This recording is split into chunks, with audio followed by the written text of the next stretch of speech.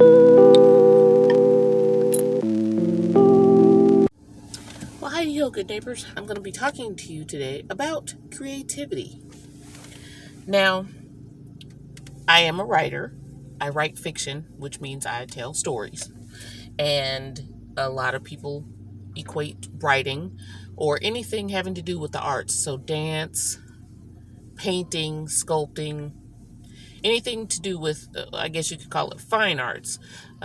People think, that's creativity, right? That's somebody being creative. That's somebody with a talent, a flair for coming up with things right off or pulling things down from the ether, however you want to describe it. Creativity, right? And I wanted to kind of dispel that myth, because if you solve problems day to day, that is a form of creativity.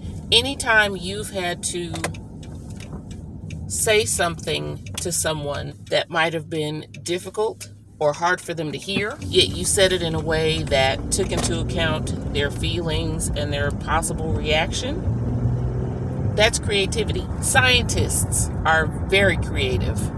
They just back their creativity with lots of study and experimentation. But they are very creative in the ways they come up with things.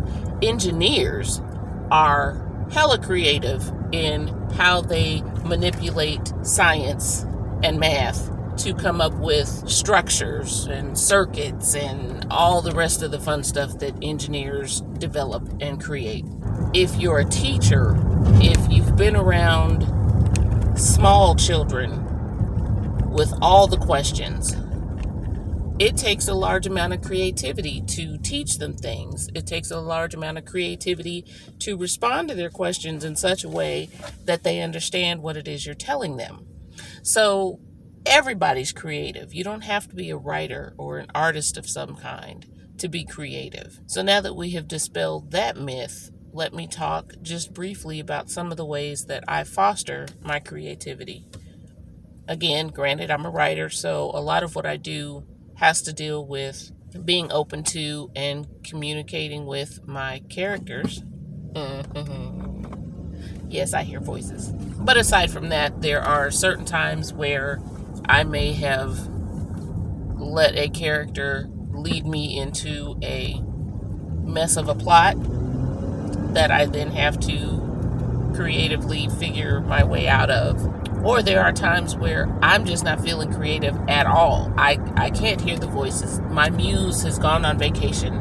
However you want to describe it, I'm in a situation where I'm stumped for an idea or whatever. So these are some of the ways that I get around that. One of the best ways for me to get into my creative space is to go outside.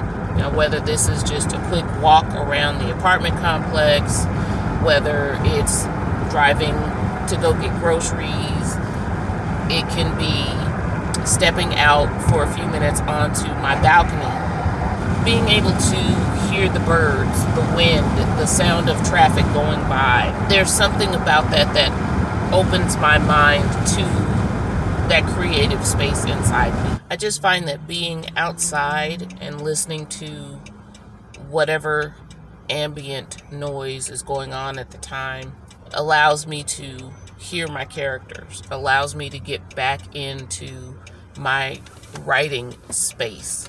I can come up with story ideas, character descriptions, scenery, or settings for my stories just from simply being outdoors. Now, also because I'm a writer, writing for me is a way to get in touch with my creativity.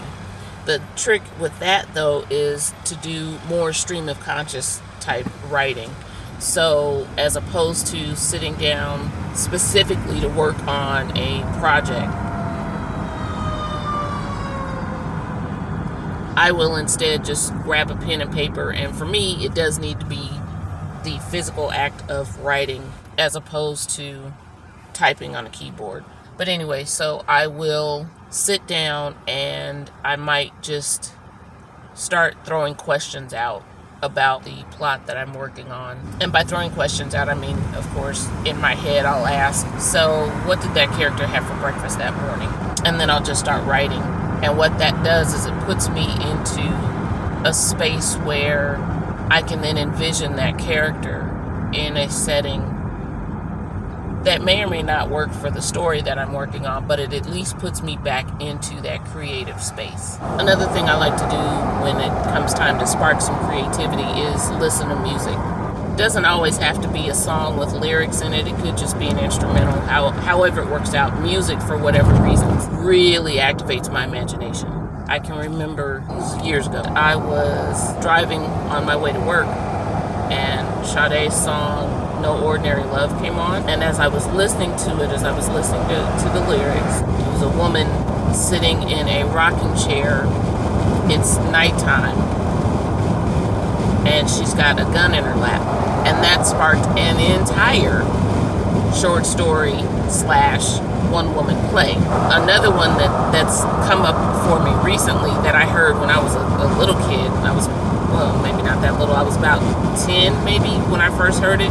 But it's a Hotel California by the Eagles.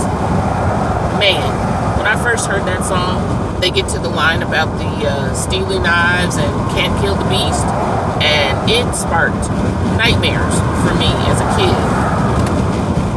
But hearing it again here in the last so many months or so, I've gotten this idea for a movie script.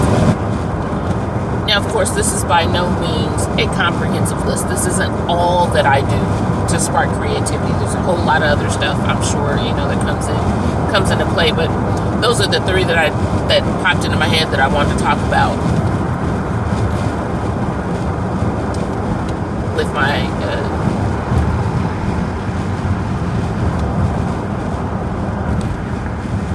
those are the three that popped into my head first that I wanted to go ahead and talk about.